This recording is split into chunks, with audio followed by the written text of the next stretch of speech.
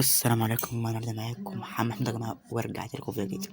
بصوا يا جماعه، قبل اي حاجه قبل لا اكل الحاجات دي كلها، صلي على النبي. كل سنه وانتم طيبين بمناسبه العيد الاضحى يا جماعه. ان شاء الله يا جماعه الايام جايه علينا ان شاء الله يا جماعه. بصوا يا جماعه، عشان يا جماعه يوم الوقفه نزلت لكم فيديو، فقلت لازم برضو كان انزل لكم ربع يوم العيد فيديو عشان ما ينفعش. فقلت انا بقالي فتره بعمل في البرنامج بتاع فك حظر الارقام ارقام الواتس. بصوا يا جماعه، البرنامج ده مش هقول لك بقى، انا في بدايته كنت عايز اعمل فلوس والحاجات دي، عشان اصلا في برامج فك حظر كتير ويمكن احسن من ده بكتير. بس انا بقول لك البرنامج بتاعي انا تعبت فيه جدا، واصلا انا كنت عامل هيكلة البرنامج ده كله في رمضان، وجيت بقى قلت خلاص بقى بمناسبة 300 مشترك بقى وبمناسبة العيد نعمل بقى نكمل في البرنامج. فانا كملت البرنامج. بص ديك البرنامج بص بعون الله بيفك اي حظر انت متخيله للواتساب. هتقول لي يا محمد بجد؟ اقول لك ايوه بجد، بيفك اي حظر للواتساب. بصوا يا جماعة، البرنامج يا جماعة بباسورد، فانت لازم تسمع الفيديو. انا هقول الباسورد على 4 مرات، فانت لازم تسمع الفيديو للاخر عشان تشوف ال4 ارقام. اخش على البرنامج وارجع لكم تاني. اه يا جماعة، دخلت حتى في اغنية بس انا قفلتها عشان حاول الناس. بصوا يا جماعة، البرنامج ده كمان بص والله العظيم انا تعبان فيه جدا. تقول محمد طب احنا هنعمل دلوقتي؟ هقول لك بص، تسمي بس بالله، وبص كل حاجة مش هتبقى سهلة. بص اول حاجة دلوقتي عندك في كذا حاجة، تقول لي في حاجة اسمها شرح الطريقة، اللي هي شرح الطريقة دي أول حاجة. وإيميلات إيميل شركة واتس، وبرنامج رفع فك الحظر. بص برنامج رفع فك الحظر دي الاسم عادي، دي اللي هنحتاجها، ودي بس. هتقول هنعمل حاجة بقى؟ ولا أول حاجة بس تجهز نفسك، تشرب بس كوباية الشاي بتاعتك، تنزل بس صلاة على النبي. تاني حاجة يا صاحبي بقى، تجهز الملاحظة بتاعتك اللي هي زي كده، الملاحظات دي تجهزها. تقول لي يا محمد عشان هنحتاجها دلوقتي في الشرح.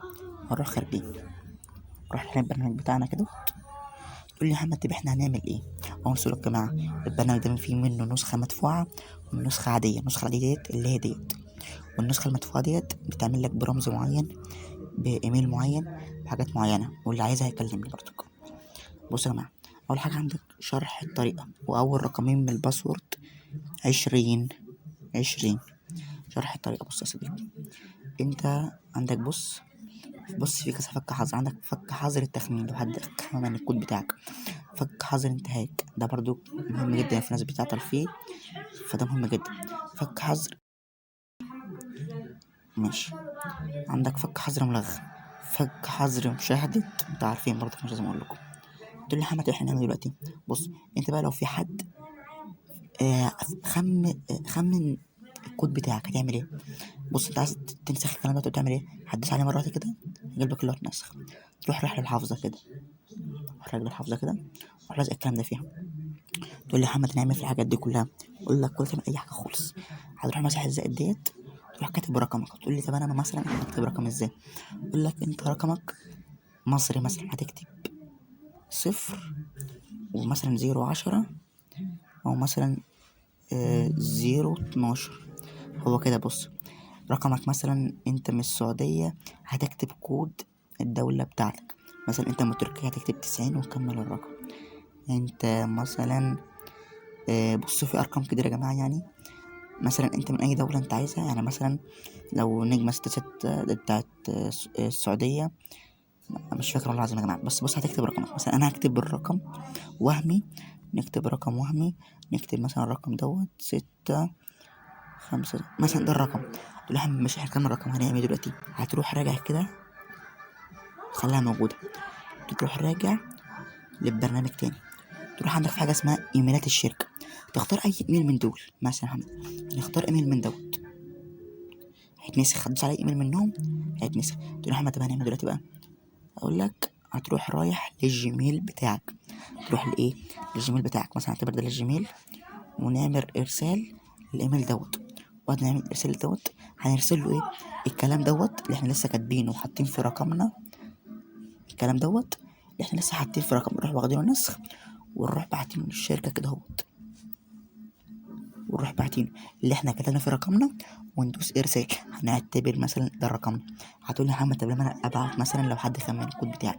اقول لك في خلال 10 ساعات بالظبط الكود التخمين بتاعك هيتفك. بص، حتى مثلا لو انت مثلا حد عامل لك حظر مثلا، تعال شوفوا حاجة تانية. بصوا يا جماعة، لا دي عند الشرح.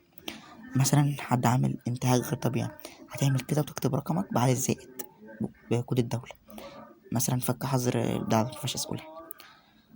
فانتوا كده فهمتوا الحوار معايا.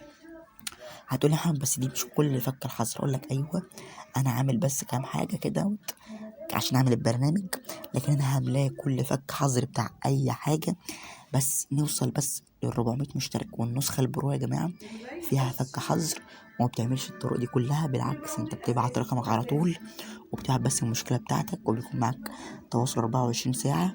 وسعر النسخة البرو ديت يا جماعة يعني 25 جنيه، ده سعرها. ولو حد عايز النسخة البرو يا جماعة يكلمني.